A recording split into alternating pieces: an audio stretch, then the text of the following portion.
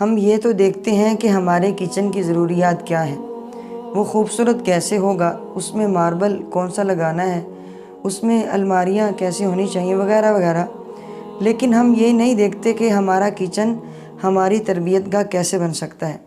دیکھیں، اصل مدرسہ ماں کی گود ضرور ہوتا ہے، لیکن ایک بات یاد رکھنے کے لائق ہے کہ ہمارے گھر کے ہر فرد کی ترقی اور بہتری کچن کے ساتھ اس طرح وابستہ ہے کہ جب ایک عورت کھانا بنانا شروع کرے تو سب سے پہلے بسم اللہ پڑھے، اور پھر کھانا بنانے کے دوران تلاوت کرتی رہے، درود شریف پڑھتی رہے، ذکر و اذکار کرتی رہے، اور ساتھ ساتھ اللہ تعالیٰ سے دعائیں کرتی رہی کہ یا اللہ،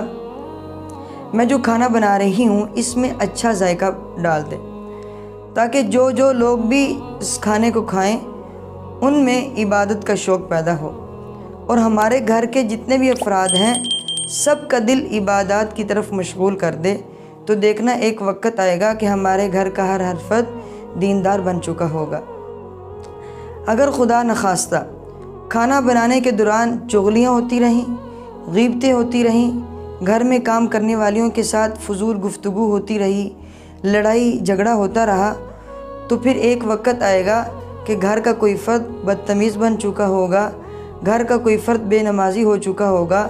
یا کوئی دوسرے گناہ کے کاموں میں مشغول ہو چکا ہوگا۔ تو ہمیں کچن کی ظاہری بناوٹ کو نہیں دیکھنا، بلکہ وضو کر کے پڑھتے پڑھاتے کچن کی جتنی بھی ضروریات ہیں، جو بھی کام ہے اس کو پورا کیا جائے۔ ایک وقت آئے گا کہ ہمارا کچن ہماری تربیت گاہ بن جائے گا۔ اللہ تعالیٰ سے دعا ہے کہ ہر گھر کے ہر کچن کو تربیت گاہ بنا دے۔ آمین والسلام۔